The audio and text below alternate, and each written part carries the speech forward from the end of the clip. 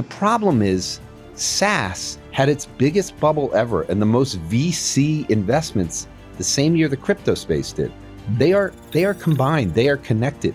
So I think people are missing the fact that so far this year, the IGV, which is the software ETF, as of yesterday's close, was down 24%. Bitcoin, as of this morning when we walked in here, was down 24%. These are year to date. There is speculation, though absolutely not verified, that there's a big seller. I don't know if it's from Venezuela or where, that's been selling, and they've been selling through proxies in the Mideast that then sell through Binance. So Binance has been a huge portion of this volume. Markets rarely move for just one reason.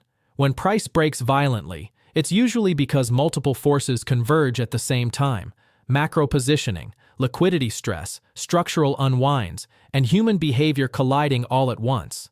Last week's sell-off in Bitcoin and the broader crypto market fits that pattern almost perfectly. What looked chaotic on the surface begins to look far more deliberate once you zoom out. In today's video, we're piecing together two perspectives from people who sit at the intersection of crypto, traditional finance, and global capital flows.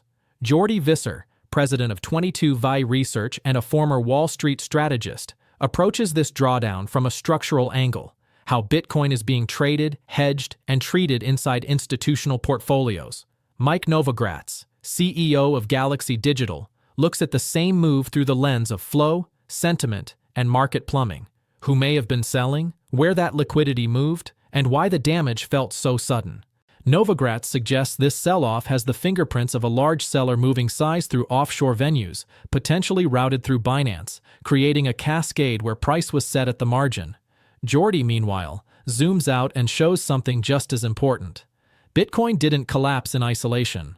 Its year-to-date performance mirrors the drawdown in SaaS and software equities, almost tick for tick. That similarity isn't coincidence. It points to how institutions currently classify Bitcoin, not what it aspires to be. Taken together, these views tell a more complete story. This wasn't simply panic, nor was it random. It was the intersection of de-risking, crowded positioning, and Bitcoin being treated, at least for now, as part of a broader, long-duration, growth-sensitive trade. And the implications of that framing matter enormously for what happens next. In the rest of this video, Jordi Visser explains why Bitcoin has become entangled with software, private equity, and hedge fund balance sheets, and how that relationship may finally begin to unwind. Then Mike Novogratz lays out what likely caused the sell-off, why he believes a tradable low may already be in, and what catalysts, or lack thereof, could define the next phase of this cycle. If you value clear thinking over noise, make sure you like the video, subscribe to the channel, and stay with us through the full analysis. Thanks, and enjoy the video.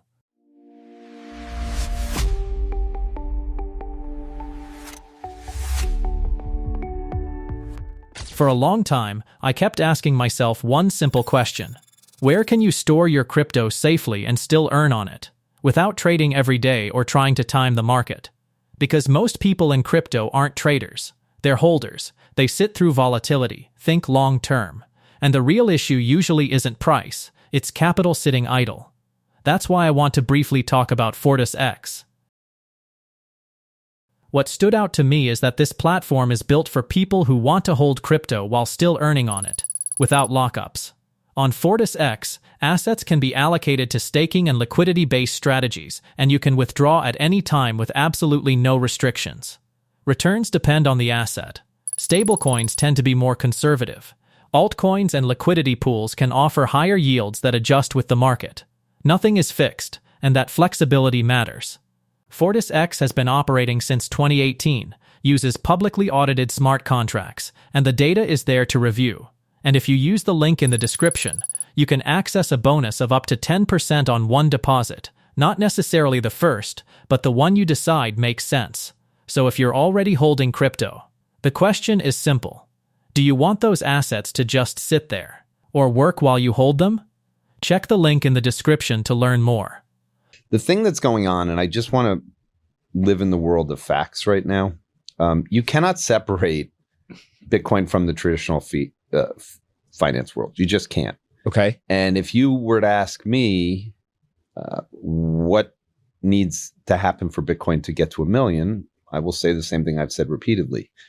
When an investor sitting at home or a pension fund or a sovereign wealth fund or an endowment or a foundation can invest in the 7 most liquid companies in the world, the biggest companies in the world, and get a similar or better return than Bitcoin, you don't need to invest too much money in Bitcoin. I think the hardest part for people to accept, and I know there's, it's Bitcoin's very polarizing. Mm-hmm.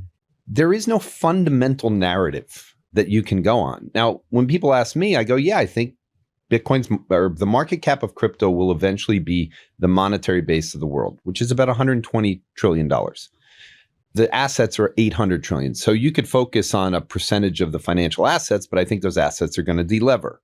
So I really did think what had to happen is there had to be no growth. So let's replace speculative and just say growth, because what I do believe is happening this year is the most important year for crypto ever from a utility basis. Stablecoins. Like nobody's talking about the fact, I don't know if you saw the volumes for January, $10 trillion. Last year, they were 33 trillion.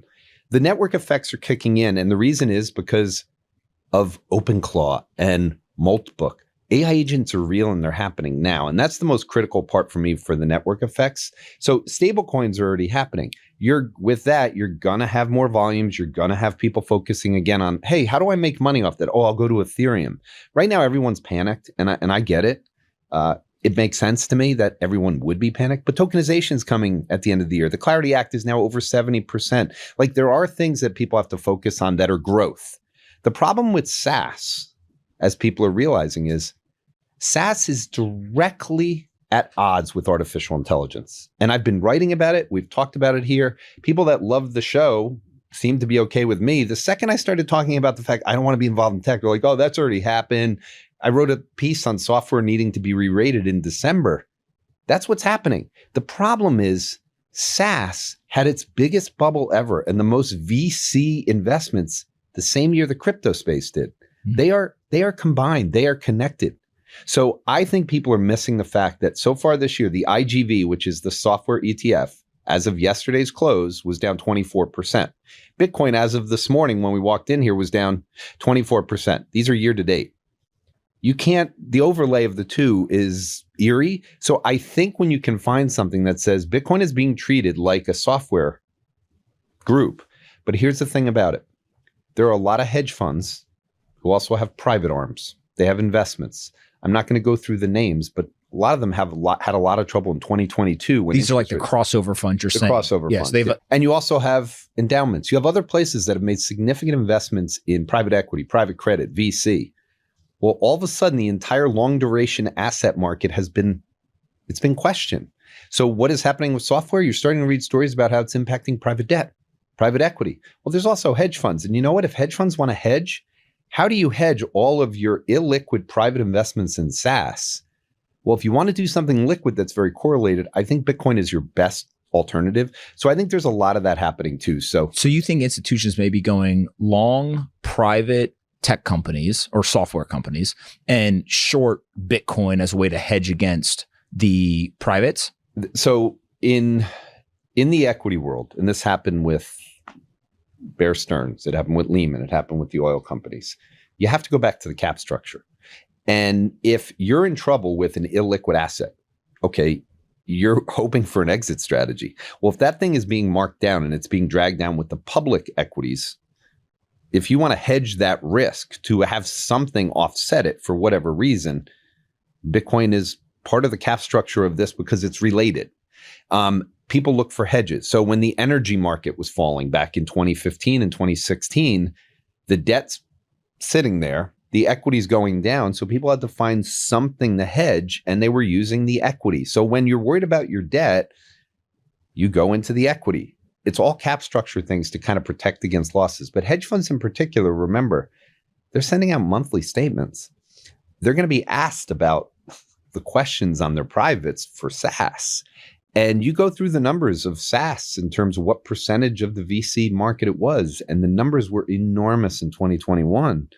I think it was it was equal to the prior 3 years in terms of deal size. And for crypto, it was at least that. It may have been the entire time of crypto. So these are linked. They're all linked on the private side. It doesn't excuse the fact that Bitcoin was falling before this. But if you do the overlay in software, software has been weak for a while.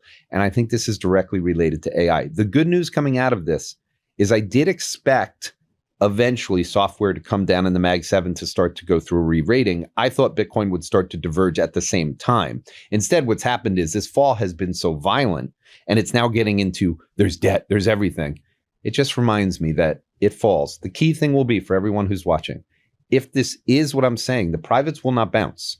Software to me will not have a significant bounce. And when I say software, for all the people focused on this, I am buying Palantir this week. So it has finally got to levels that for me, I can justify buying it. I was late to the party, but their earnings were spectacular in terms of what they're saying about their commercial and enterprise business, which fits in with my AI theme. You should start to see a divergence between the cyber software, the Palantirs of the world on the analytics and the data storage side, and the enterprise software, the Salesforce.coms, the Adobes. They should not bounce very much. If Bitcoin starts to bounce and IGV sits, that means we're starting to see the unwind of the hedges that I believe are put on. And if there are unwinds in the hedges, that's a good sign to at least change the technical picture for Bitcoin. What Jordi is really describing here is a structural misclassification problem. Bitcoin, in practice, has been treated by institutions less like an independent monetary asset and more like a liquid proxy for risk in long-duration growth portfolios. Hedge funds with heavy exposure to private SaaS, venture capital, and illiquid tech needed a way to hedge downside risk.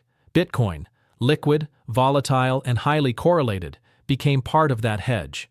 When software re-rated lower under pressure from AI disruption and tighter capital conditions, Bitcoin was pulled into the unwind. But Jordi also points to the inflection point. The hedge only works while the correlation holds.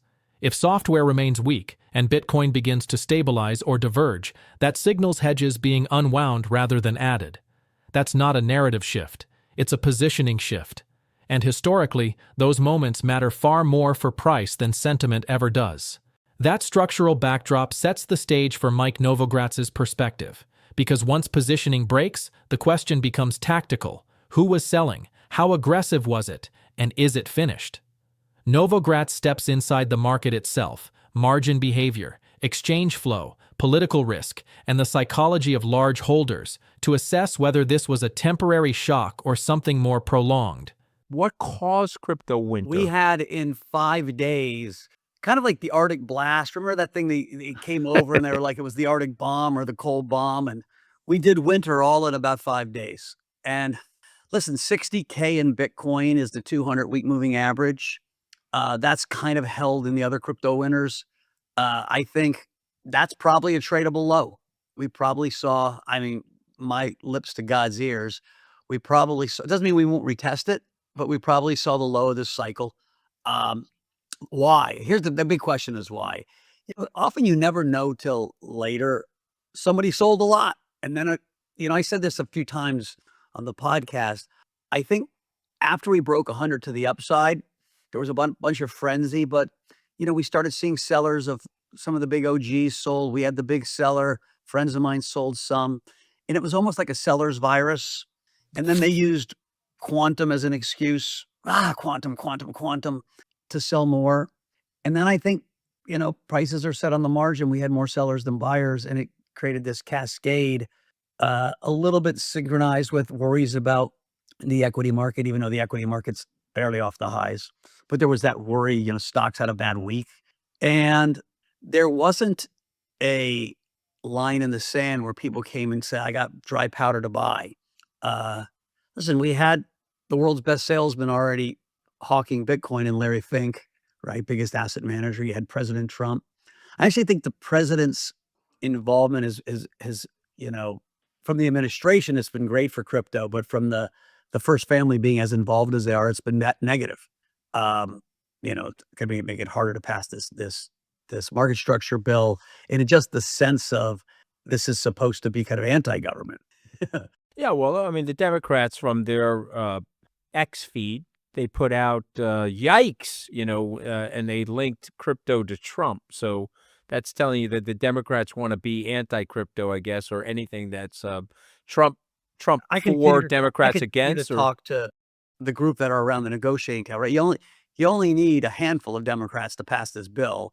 They want to go in unison so they have some cover, right? So there are 14 of them. They want at least 10 to cross, and they're getting a lot of shit from their left flank. And on days like yesterday, the left flank, licks their lips and says, I told you were right. This is all a fraud. It doesn't mean anything. Listen, the guys that are in the room, from Cory Booker to Mark Warner, Chuck Schumer, Ruben Gallegos, you name them, they understand it. They understand the importance of getting it done for the U.S. Financial sector, for the U.S. economy, and actually for political reasons. They want this off the table politically. And so I haven't given up hope. I think there's still over a 50-60% chance this gets done. But, the president is on a tear. And the more things he does that seem out of sync with what normal is, makes it harder for, the centrist Democrats to tell their vocal, compatriots, hey, no, shut up. I would say we've had all our clients, meet their margin calls, and it's not been frantic. We talked to a few of our competitors that we have good relationships with, and they've had the same experience. There's a ton of volume coming out of Abu Dhabi and the Middle East, and there is speculation, though absolutely not verified, that there's a big seller. I don't know if it's from Venezuela or where, that's been selling, and they've been selling through proxies in the Mideast that then sell through Binance. So Binance has been a huge portion of this volume. Again, that's just speculation. And so we won't know if the selling is over for 6 months then, right? Because it could still be another big leg of selling as far as we know. We don't know. Really I saw buyers yesterday for the first time. Okay. And, not in huge size, they came in, they bought, 10 million, 15 million, 3 million. And so we're closer to the buy range than the sell range at this point. What worries me more isn't, will Bitcoin go back below 60,000? I don't think it will. I think we put a tradable bottom in. What worries me is that after beatdowns like this, there's a lot of volume in the last few days, and there's a little bit of volume for the next few days, and then volume's slow. And people are like, oh. And so we bounce, and I don't know if we bounce this 80 or, between 70 and 80, and then we just kind of die for a while and then we're going to need something to rejuice the thing. And so what could that be? Listen, Kevin Morse is going to cut rates, but he's not in till June. That'll help. The market structure bill, if it passes, would help a lot. But I'm guessing there's something I'm not thinking about that's going to get crypto going again. But my real base case is we go into a pretty quiet 3 to 4 months after we bounce and hit a new range. Volatility will die and volumes will die. And that's not great for the business. Right. But the long-term narrative in your mind is not lost here, right? It's damaged, but not lost. Listen, every 4-year cycle, crypto gets kicked in the midsection and then poked in the eyes and then spat on and danced on. And it resuscitates itself, like Lazarus, it rises from the dead. Why?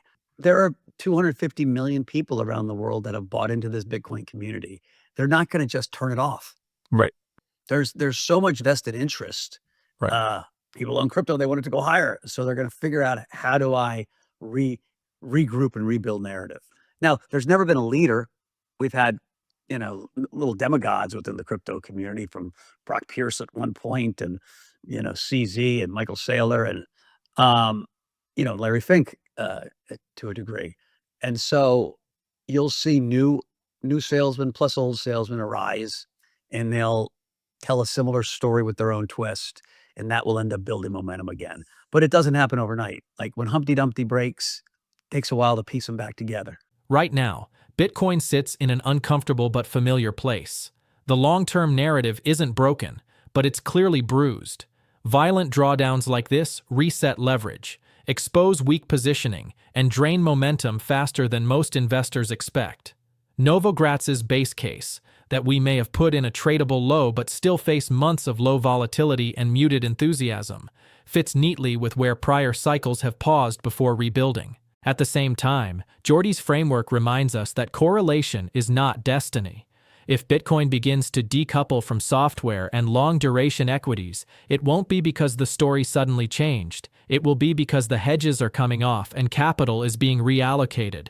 That shift doesn't happen with fireworks. It shows up quietly, through relative strength and resilience, while other assets stay pinned down. There are still real catalysts ahead: regulatory clarity, tokenization, stablecoin growth, and eventually monetary easing. But markets don't price those in cleanly when confidence is damaged. They wait. Liquidity thins, volume fades, and narratives are slowly rebuilt by price action, not speeches. The key takeaway here isn't optimism or fear, it's patience.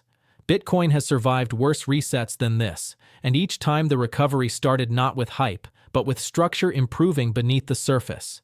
For investors willing to separate signal from noise, this phase isn't the end of the story. It's the uncomfortable middle, where positioning resets, correlations break, and the next trend quietly begins to form. If you want to understand where Bitcoin is actually heading, you can't afford to look at price alone.